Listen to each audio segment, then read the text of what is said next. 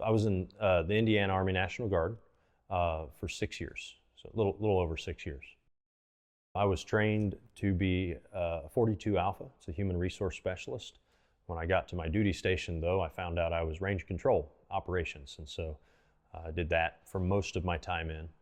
I was born here in Indianapolis and spent all my life here. When I'm not in uniform, I pastor a church and I do insurance adjusting. The biggest influence in my life was Pastor Chris Kaiser. He was instrumental in teaching me as a young Christian and growing up into the ministry. In fact, the pastor that sent me to start the church that I now pastor. Basically, I was looking for an opportunity to serve some more. I had finished my time in the National Guard in 2011, and I didn't know. I had heard about the IGR but had forgotten, and a friend who never ended up joining actually sent me a link to the website and said, "Hey, have you ever heard of these folks?"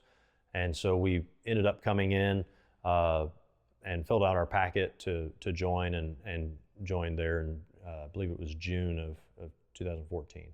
I joined the IGR because I wanted to serve, continue to serve. I was medically discharged from the Army, so I was done with the service there and wanted an opportunity to serve again and really serve locally. And the IGR was a great opportunity to do that. When I started with the Indiana Guard Reserve, I was a corporal.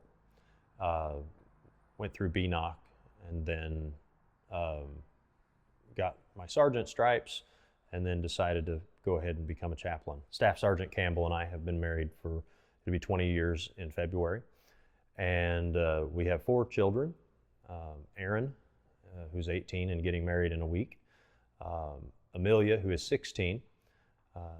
Isaac, who is 14. He'll be 15 here in just a couple weeks. And Emmeline, who is 12 years old. As far as the kids, they look at it as kind of like, yeah, our parents do that. I have enjoyed being a chaplain, though. I like to solve problems, and so even as an adjuster, that's my job, is solving problems. But as an officer, well, as a chaplain, typically the way that you solve problems is from the background. And so a lot of times it's maybe suggestion, offering counsel in terms of finding the right person that makes those decisions and offering the counsel that they might need to be able to make a good decision on it.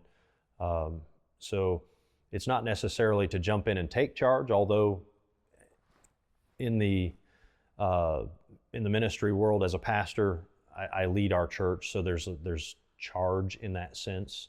But as an officer, typically as a chaplain and officer, typically it's finding the person that needs to make the decision and then helping them understand what needs to be done. And so that is typically the way that I handle leadership, is more from a suggestion perspective. As a chaplain, my most rewarding experience has been being able to be there for soldiers